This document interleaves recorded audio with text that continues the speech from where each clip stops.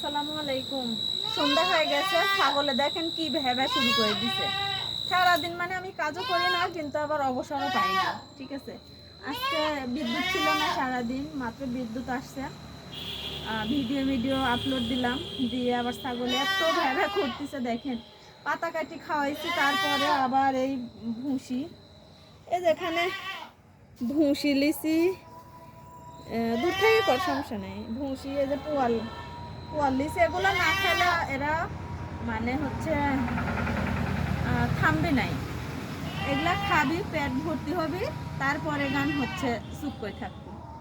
তো অনেক কষ্ট করি জানেন তো, এই যে ছাগলগুলি পালন করি। ছাগল পালন করতে যে কি কষ্ট।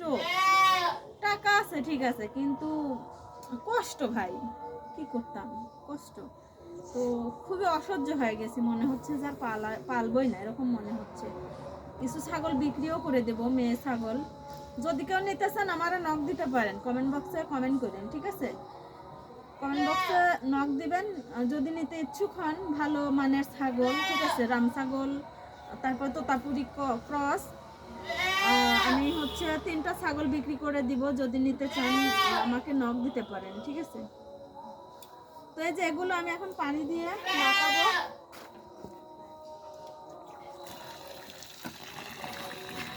স্বামী বিদেশে, বুঝছেন?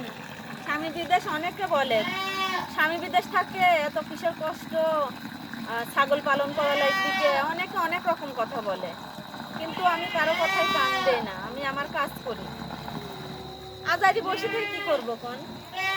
সে তো কাজই করে, শুধু তার উপরে ডিপেন্ড করলে তো হয় না।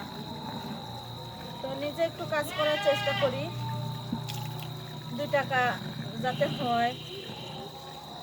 তারপরে আমার টাকা দিয়ে আমি চলি না, সেই দেয়, তার টাকা দিয়ে আমি চলি।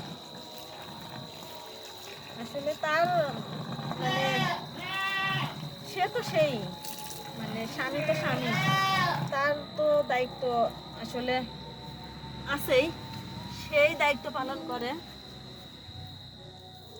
তার অবদানের মূল্য আসলে কোনোভাবেই দিতে পারবো না। তো এই যে দেখেন ছাতুর মতো করে মাখাচ্ছি, এভাবে সুন্দর করে মাখায় না দিলে ভাই খাবি নাই। এখন পর্যন্ত গোসল করতে পারি নাই, সন্ধ্যা হয়ে গেছে। আবার আপনাদের ভাইয়ার কাছে কল দেওয়া লাগবে, কথাও বলি নাই।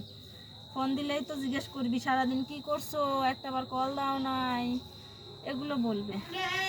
বলাটা স্বাভাবিক, কারণ সারাদিন কথা হয় নাই তো, এই কারণে।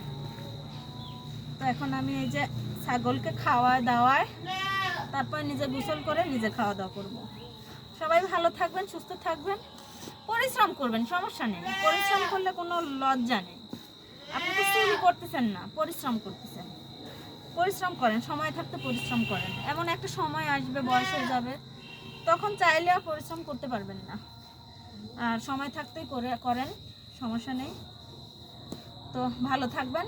আসসালামু আলাইকুম।